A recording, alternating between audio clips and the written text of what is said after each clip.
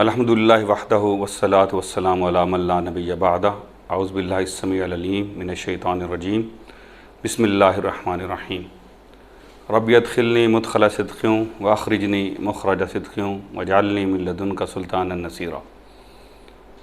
گزشتہ جو ہم نے گفتگو کی انگزائٹی اور ڈپریشن وغیرہ کے بارے میں، اس پہ کچھ سوالات آئے، کچھ کیوریز آئی، تو آج ہم مختصراً ان کا جواب دینے کی کوشش کریں گے۔ تمام جو سوالات تھے ان کے لب لباب جو تھا اس کے 3 حصے تھے۔ پہلا حصہ وہی تھا جس پہ میں نے تذکرہ کیا تو تھا کہ کیا یہ اتنا ہی آسان ہے؟ جس کا جواب ہے جی ہاں، یہ اتنا ہی آسان ہے۔ کیوں آسان ہے میں بھی وضاحت کرنے کی کوشش کروں گا۔ دوسرا حصہ یہ تھا کہ اس میں کتنا وقت لگتا ہے اس مقام پہ پہنچنے میں کہ جہاں آپ خوف سے اور حزن سے آزاد ہو جاتے ہیں۔ اور تیسرا حصہ یہ تھا کہ یہ جو آپ نے طریقہ کار بتایا یہ کب تک کرنا ہوتا ہے۔ تو ہم تینوں کے جواب دیتے ہیں۔ پہلے آسانی کی بات کرتے ہیں۔ جی ہاں، یہ اتنا ہی آسان ہے جتنا میں نے بتانے کی کوشش کی، یا شاید اس سے بھی زیادہ آسان ہے۔ فرق ہے بنیادی۔ جب ہم چیزوں کو اللہ کی طرف سے لے کے آتے ہیں اور اس کی طرف سے دیکھتے ہیں اور اس سے کہتے ہیں، تو اگر ہم اس کو ویسا ہی اللہ مانتے ہیں جیسا کہ وہ ہے، تو اس کے لیے تو سب کچھ ہی بہت آسان ہے۔ اشارہ ابرو ہے، کن ہے، اور چیزیں ہو جانی ہیں۔ مثال کے لیے ایک بات پیش کرتا ہوں۔ ہمارے ہاں ایک محاورہ ہے، جب کوئی چیز بہت مشکل ہو تو کہا جاتا ہے یہ تو موت اور زندگی کا مسئلہ ہے۔ اللہ اس مسئلے کو جو کہ موت اور زندگی کا مسئلہ کیسے بیان فرماتے ہیں؟ جب بنی اسرائیل نے موسیٰ سے کہا کہ ہم تو نہیں مانیں گے اللہ کو جب تک ہم اپنی آنکھ سے نہ دیکھ لیں، تو اللہ فرماتے ہیں سورہ بقرہ میں کہ ان پہ ایک بجلی کا کڑکایا اور وہ سارے مر گئے۔ ثم بعثناکم من بعد موتکم لعلکم تشکرون، پھر ہم نے ان کو زندہ کر دیا، دوبارہ پیدا کر دیا ان کی موت کے بعد، تاکہ وہ شکر کریں۔ تو اللہ تو ایک نالائق قوم کو صرف شکر ادا کرنے کے قابل بنانے کے لیے ان کو چشم ددن میں مار دیتا ہے، چشم ددن میں زندہ کر دیتا ہے۔ ہم اس کو موت اور زندگی کا مسئلہ تب کہتے ہیں جب کوئی چیز بہت ہی کرٹیکل ہو جائے۔ تو اگر موت اور زندگی کے معاملات اللہ کے لیے اتنے آسان سے ہیں کہ برسبیل تذکرہ ذکر کرتے ہوئے وہ گزر جاتے ہیں، تو حزن اور خوف تو یہ تو اس کے نزدیک بالکل ہی معاملات نہیں ہوں گے۔ تو جب آپ اللہ کی طرف سے آئیں گے اور اسی سے مدد مانگیں گے تو پھر یہ معاملات اتنے ہی آسان ہوں گے جتنے میں نے بیان کیے، یا شاید اس سے بھی آسان ہوں گے، کیونکہ اللہ نے وعدہ فرمایا آسانیوں کا۔ ہر چیز آسان ہوگی اللہ کی طرف سے، ہمیں مشکل میں وہ نہیں ڈالنا چاہتے۔ اب یہ کتنی جلدی ہو جاتا ہے، یہ ایک اہم سوال ہے۔ اس مقام پہ پہنچنے کے لیے کہ جہاں خوف اور حزن آپ کو متاثر نہیں کرتا، آپ کی زندگی کے معاملات میں 2 چیزیں ہیں جو رکاوٹ بنتی ہیں۔ ایک ہمارا نفس ہے، اندر سے بغاوت ہوتی ہے، جو شہوات پہ جاتا ہے، جو اپنی اینیمل انسٹنکٹ پہ جاتا ہے، جو حیوانی جبلت ہے، جو ہمارے اندر ایک حیوان ہے اس کی طرف جاتا ہے، شہوات پہ جاتا ہے۔ دوسرا شیطان ہے جو بیرونی ہے، باہر سے حملہ آور ہوتا ہے۔ اس کا تو وظیفہ ہے، یہ اس کا تو کام ہے، اس نے یہ رسپانسبلٹی اپنے اوپر لی ہوئی ہے کہ اس نے ہمیں گمراہ کرنا۔ یہ دونوں چیزیں ہمیں اس طریقہ کار سے ڈیویٹ کراتی ہیں، اس صراط مستقیم سے ڈیویٹ کراتی ہیں جہاں ہم بطور انسان اللہ کے ولی بن رہے ہوتے ہیں اور اس کے نتیجے میں خوف سے اور حزن سے نجات پا رہے ہوتے ہیں۔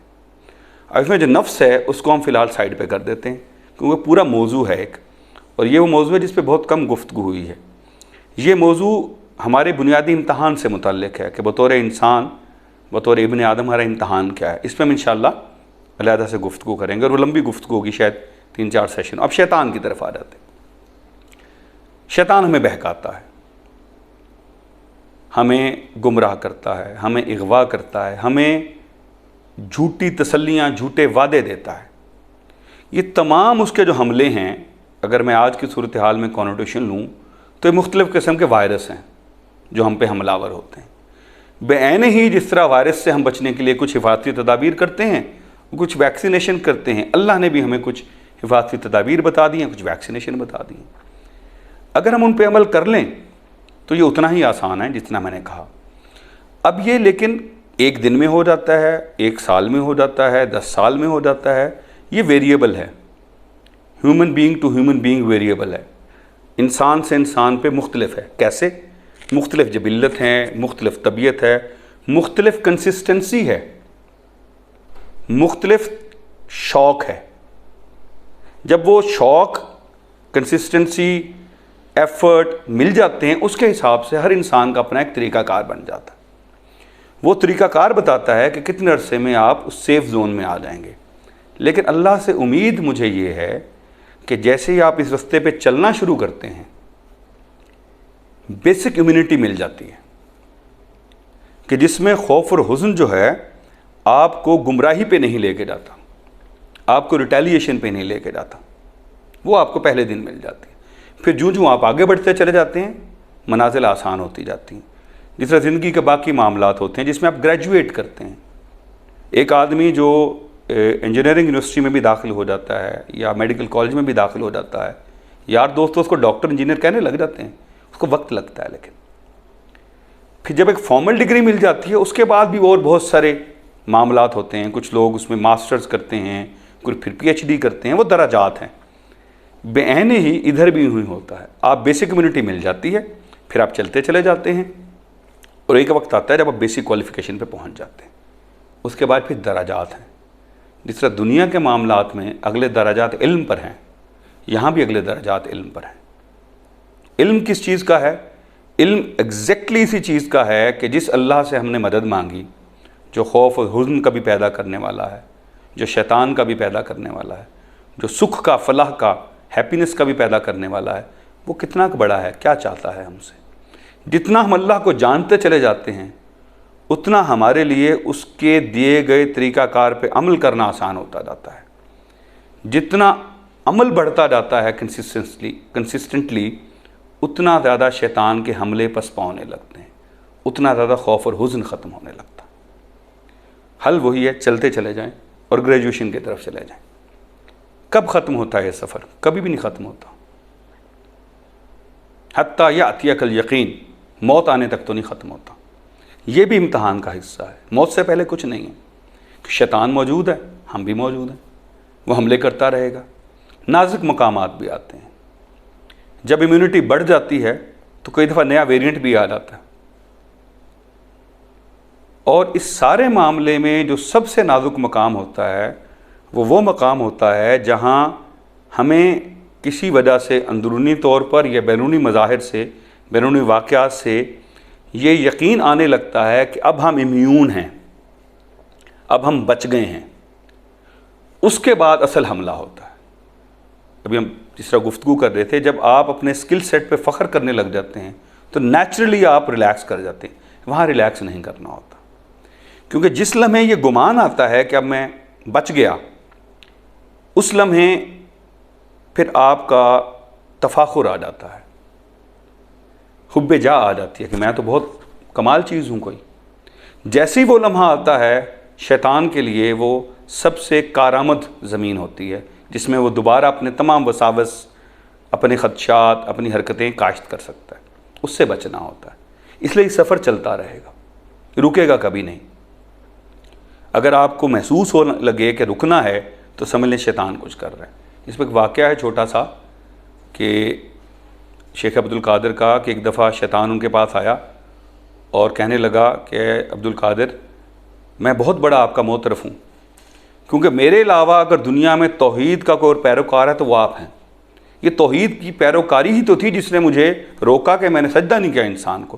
میں خدا کے علاوہ کسی کو کیسے سجدہ کر سکتا تھا؟ تو دوسرا آدمی ہے۔ تو نے کہا اعوذ باللہ السمیع العلیم من الشیطان الرجیم، بھاگ یہاں سے مردود، مجھے گمراہ کرنے آیا۔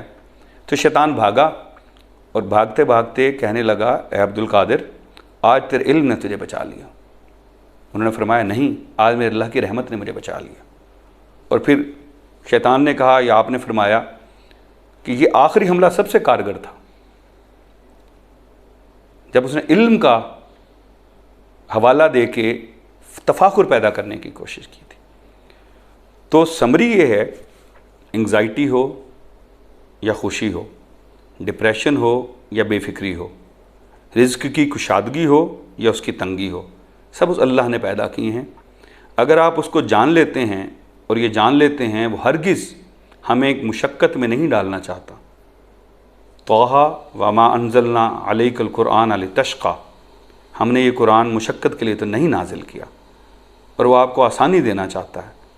پھر آپ جب اس کے بتائے ہوئے طریقوں پہ چلتے ہیں تو خوف اور حزن جو ہے وہ آپ کے قریب نہیں آتا۔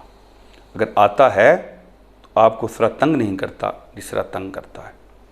ایک صرف معاملہ رہ گیا، خوف اور حزن اور دکھ اور صدمہ، یہ علیحدہ علیحدہ چیزیں ہیں۔ دکھ پہنچتا ہے سب کو، ولیوں کو بھی پیغمبروں کو بھی، صدمہ پہنچتا ہے ولیوں کو بھی پیغمبروں کو بھی۔ فرق کیا ہوتا ہے؟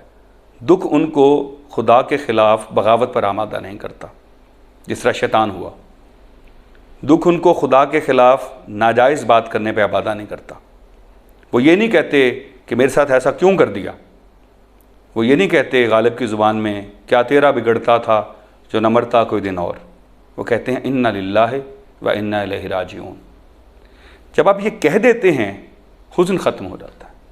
تو دکھ آتا ہے، جتنی کم ڈوریشن تک وہ آپ پہ طاری رہتا ہے اتنے آپ اللہ کے قریب ہیں، یا ریورس کر لیں، جتنے آپ اللہ کے قریب ہیں دکھ اتنے کم وقت پہ آپ پہ طاری رہتا ہے، آپ پھر اس کی رحمت میں چلے جاتے ہیں۔ اللہ ہمیں خوف سے، حزن سے بچائے، دکھوں میں انا للہ و انا الیہ راجعون کہنے کی توفیق دے، اور ہمیں اچھا انسان اور اچھا مسلمان بنائے۔ وما علینا الا البلاغ المبین۔